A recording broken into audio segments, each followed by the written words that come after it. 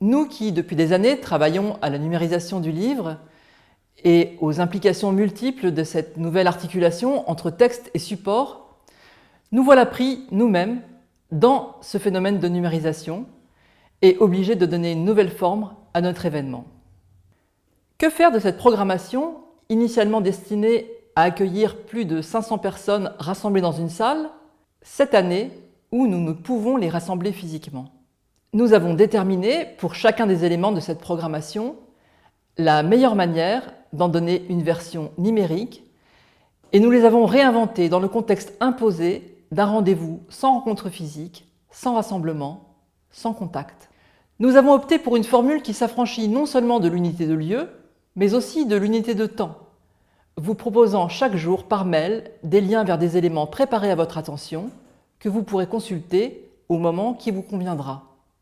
Ceux qui, nombreux parmi vous, ont en charge d'accompagner la numérisation dans chacun de nos métiers, ont été particulièrement sur la brèche durant ces périodes de confinement.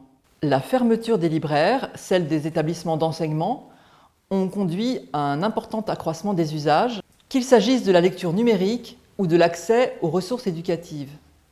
Aussi, cette édition des Assises fait-elle une place importante à l'observation de ces usages, à la fois en France et à l'étranger, grâce à nos intervenants internationaux. Bien entendu, nous continuerons aussi à vous informer sur les avancées des projets pilotés par le SNE et ses partenaires. Ces projets portent une vision dont la pertinence a encore été renforcée cette année, celle d'un futur du livre toujours plus inclusif, interopérable, protecteur du droit d'auteur et attentif aux attentes des lecteurs. Bonjour à toutes et à tous. Dès cet été, la commission numérique du SNE s'est attelée au programme des Assises du livre numérique. Très vite, il nous est apparu important d'aborder la question de l'impact de la crise sanitaire sur les différents métiers de l'édition, mais également de nous pencher sur les usages des lecteurs durant le confinement. Du 10 au 18 décembre, vous recevrez donc une newsletter quotidienne et thématique qui fera le point sur ce qui s'est passé tant du côté des bibliothécaires, des libraires, des lecteurs et également, bien évidemment, des éditeurs et notamment scolaires. Et qu'est-ce que vous trouverez dans ces newsletters? De nombreuses ressources et des contenus exclusifs sous des formats variés.